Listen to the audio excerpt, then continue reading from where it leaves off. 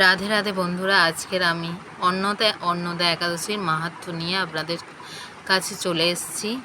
আজকের আমি আপনাদের শ্রবণ করাবো অন্নদা একাদশীর মাহাত্ম্য। তো আপনারা শুনতে থাকুন। শুভ একাদশী আজকের হলো অন্নদা একাদশী। অন্নদা একাদশী ব্রত 19শে আগস্ট মঙ্গলবার 2025।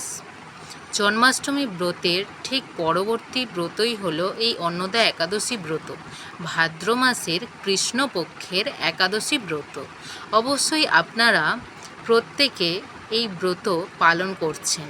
সারা পৃথিবীর সকল স্থানে একই দিনে এই একাদশী ব্রত মঙ্গলবারে পালন করা হচ্ছে।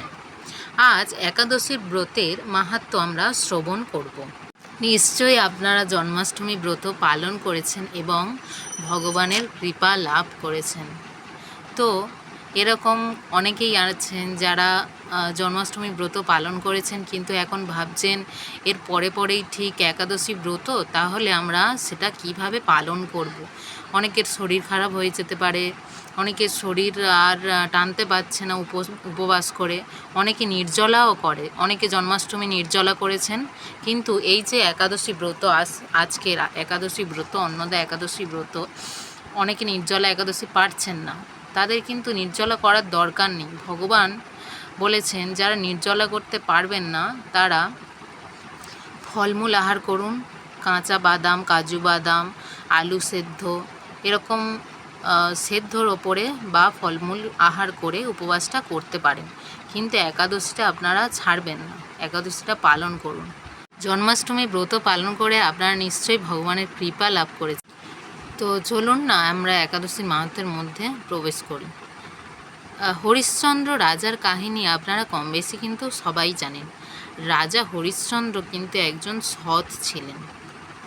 সততার সঙ্গে তিনি জীবন অতিবাহিত করেছেন, আমাদের শিক্ষা প্রদানও করেছেন। এই সততার জন্য তিনি একাদশী ব্রত পালন করে তাঁর যে কর্মজীবনের যে কর্মফল, তিনি যে পাপের যে কর্মফল তার পাপ হয়েছিল, কর্মফলের জন্য পাপ হয়েছিল, তিনি কিন্তু এই একাদশী ব্রত পালন করেই উদ্ধার হয়েছেন এবং তার পাপ এই একাদশী ব্রত করেই মুক্ত হয়েছে বা দূর হয়েছে।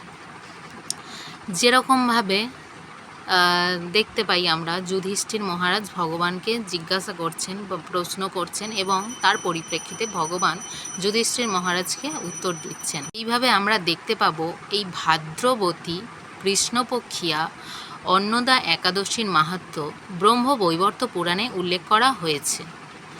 মহারাজ যুধিষ্ঠির বললেন,